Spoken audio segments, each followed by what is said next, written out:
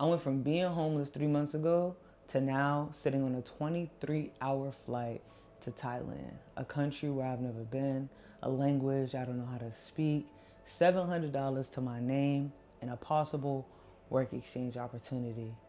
In this moment, normally I would feel some type of fear or resistance, but I was feeling ready. I was excited for the opportunity ahead. I mean, after everything I've been through, I deserved this, and it prepared me that I could get through anything that was thrown my way. I remember when I landed in Krabi, Thailand, the island, and it was like a sigh of relief. Everybody was smiling and excited to see me. I walked up to my driver and he instantly was in awe. He said I looked like a celebrity, I was so beautiful and that I had to be famous. Asked me if he could get a picture. And we took a selfie and then we headed out. I remember being in the back seat not knowing where to look. I look behind me, there's the ocean. In front of me, there's the ocean with the mountains behind it. To the left, there's palm trees. To the right, there's palm trees. There's all type of food stands. You see people laughing and smiling, and it's just so different than everything I've known. I've only seen things like this in movies, and now this was my home. I had booked myself a bougie hotel for the first 2 nights because I knew if I got this work exchange that I would be staying in less than favorable living conditions. It would be free, but obviously it wouldn't be good as a hotel. So I was excited to see the room. When I got there, again, greeted with smiles, a mocktail, and just so much loving, welcoming energy. I remember going upstairs to my room and them opening the door and me seeing this beautiful bathtub right in the center by the bed. Going off my balcony and looking at the mountains and the little huts and the animals roaming free. I felt like I belonged somewhere. I remember thinking that this was the start of the rest of my life. I ate a Thai dish called Pad Krapao that was recommended me by the Thai restaurant that I used to go to in Houston. I dogged that and then I went to sleep. I woke up the next day excited for adventure. I walked to a cafe and while I was eating my breakfast, a young boy sat with me. He reached to take some of my sausage and I remember his mother telling him to stop, but I reassured her that it was okay. We ended up sharing that entire meal. It felt like the universe was letting me know that I'm not alone, even though I was all by myself. Later on that afternoon, I had my work exchange interview, and it went well. They gave me the job under the conditions that I covered all my tattoos. I had only been in Thailand for 24 hours, but that heat made it clear that that wasn't going to be possible. I got tattoos from my neck to my ankles. To cover them every day in a non-air conditioned environment, it just would be extremely uncomfortable. And I was willing to wait for the opportunity where I could just fully be myself. I knew that it not being for me just meant the universe was aligning me with what was. So I then booked a hostel for the next 2 weeks so I can save some money. It was completely out of my comfort zone, staying in a place where I had to share dorms and share a room and share a bathroom. But it was the thing I needed to do in that moment in order to put myself in a better position for what's next. I made the most out of the next 2 weeks, and then I booked me a one-way flight to Chiang Mai. In my research, I realized that it was a bigger city. And from what I understood, a lot of people, foreigners, were successful here. It was a place of more opportunity. Usually the bigger cities are. So I wrote into the expat groups telling everybody that I was coming there and I'd be looking for job opportunities, places to share my poetry, and things like that. Someone responded to my post and we ended up being friends. Her name was Nami. A week into me living in Chiang Mai, she invited me to a friend of hers named Lisa's 40th birthday party, and it was a blast. I remember walking into the party realizing that nobody knew me from my past. They only had gotten to know this Kalia. So I got to just be me without having to explain my sobriety, without having to explain why I was the way I was. Nobody knew anything other than Kalia, the me I had become, not the me I had worked so hard to not be anymore. It was amazing. That night we had a jam session, I played the drums, and I remember feeling such a sense of community and love. I also met a girl named Charlie that night. who was an English teacher, and she had just put in her notice at her job. She offered me to take over her students. She did one-on-one training and tutoring with the kids, and the school was looking for somebody to replace her. And guess what? I got the job. See, sometimes you gotta wait for the right opportunity.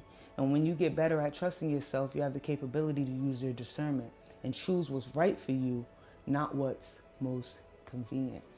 I love this English teaching job. I love my students, but I didn't just teach them English, I taught them life. I made sure that they knew that they were special, that they were worthy, that they were seen, and that they were loved every time they were in my classroom. I knew it was just for now, though. Teaching wasn't my passion.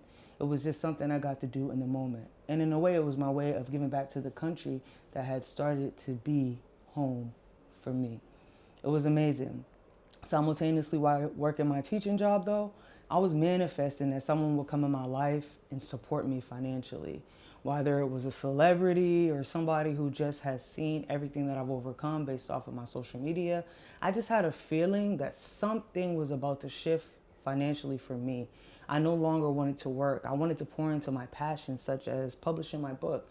It was already written, but I was afraid to spend the money on an author because that might put me in lack. You know, I only came with $700. Now I have this new apartment in Chiang Mai, and I was making money, but it wasn't much. I also wanted to start putting myself out there, focusing on my social media, telling my story to possibly book more speaking engagements or a speaking engagement at all, because I hadn't had one yet at the time. And you know what? I wrote it down. A month after I wrote it, I got a DM from someone saying that they had been watching my journey, and because they were wealthy and got to live a life of ease, they wanted to give me the opportunity to do the same. They understood that people who are living in constant scarcity and lack didn't give themselves the chance to invest in their dreams. So we agreed that for the next 6 months, this individual would finance my life. They paid my rent, they purchased my visa, they paid for my trip to Bali, they let me attend a silent retreat that they also had to pay and fly me out to, and they helped me relocate. See, they lived on this beautiful island that I ended up falling in love with after visiting for a weekend, and I ended up moving there. That quickly became the place I got to call home. Within a week of me being there, I met my Thai mom, and my Thai brothers, and my Thai nieces and nephews. See, I love Chiang Mai, but this island gave me my family. It was perfect. I had so many beautiful relationships, and the little Kalia, got to know what it felt like to be a part of a stable family. They showed up for me in ways that I never experienced. I had to get emergency appendix surgery, and when I did, my Thai mom poured into me. She took care of me. She made sure my wound was clean. She made sure I ate. She did everything that a mother would do for their child, everything I never experienced. My little Thai brothers made sure I always had a ride, that I didn't walk home late at night by myself. They poured into me like I was really their sister. I was really part of this beautiful community. Life was amazing. In addition to living in my dream country and finally having my dream family, I was able to pay for an illustrator. Therefore, I got to publish my children's book, Kalia's Journey to Joy. And in me publishing my book, I reached out to the Boys and Girls Club, and they had wanted to book me as a keynote speaker at Gillette Stadium for one of their biggest fundraisers of the year. And not only was I the keynote speaker, they flew me to the States. They paid for my housing, they paid for my transportation, and they made sure I had money to eat so I can be comfortable during my time there. I was on top of the world. When I came back to the island after my speaking engagement, I just knew that this was gonna open so many doors, because when I was there, I got a standing ovation. People were asking for my autographs, giving me their business cards, telling me that they wanted to be somebody who changed my life. And I believed them. When I went back, I emailed every single person who ever gave me a card and reminded them that I was willing to work and ready to collaborate. Unfortunately, I was ghosted. It fell flat, and nobody else reached out. Nobody reached back out to me. I guess that the excitement of me was just something they felt while I was in the room, and out of sight, out of mind. So I went back to my regular life. A couple months after that, me and the person's arrangement went to an end, and I got a job handing out flyers from a friend of mine who opened a Spanish restaurant. I was making enough money to get by, and life was going amazing. I was feeling grateful. I was feeling aligned. I got my family. I'm living by the water. It's going way better than I ever imagined. Little Kalia would be so proud. But I have this visa, and you got to check in every few months. I was under the impression that I had a 1 year visa. Remember, I didn't pay for it. So when I went to check in at my 9 month mark, they told me that my visa was expiring next month. I was confused. I thought I purchased a 12-month visa. Come to find out, it was the 9-month visa. So I had to leave Thailand or come up with $1,500. At this point, I had been living in Thailand already for a year and a half. I had created this beautiful life for myself. And to be honest, when I decided to move here, I said if I stay a year, that would be enough. Part of me felt like I had to go back to the States, and part of me wanted to hold on to this life I created. I truly wanted to stay in Thailand and be with my family, but I didn't trust that I would be able to make it happen. I could have hopped over to Vietnam and tried to find a job there, save some money and come back and purchase a new visa, but that seemed more scary than doing what was comfortable and familiar. Going back to the States, going to Boston, getting a job. I convinced myself that that was what I wanted. I convinced myself that going back to the States was what I had to do.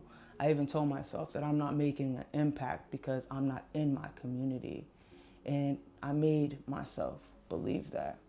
I made the most of the next month, and then I flew back to the States. I spent the first week excited because I was with my brother in California, state I've never been to, and we had a blast. But then I went back to Massachusetts, and it felt like the moment I got off the plane, there was a dark cloud following me around. Within a week of me being there, I was in a car accident where the vehicle was totaled. I broke my leg in 3 places, and I felt like everything was crashing in all over again. I had planned to come back, go to work, stack my bread, pour into the community, and hopefully within a year go back to Thailand. With me injured like this, I couldn't even find a job. All my work experience was active. It required you to have both feet. I was devastated. I remember sitting with myself thinking that I made the wrong decision coming back, that I could no longer trust myself. And then my other voice came in and said, Kalia, life doesn't have to be hard. You have a choice to make. Clearly, the universe is sending you a sign that you're not meant to be here anymore, that this is no longer your home. You can choose to stay here because it's comfortable and easy, or you can choose to do the work to go back home to Thailand where you belong.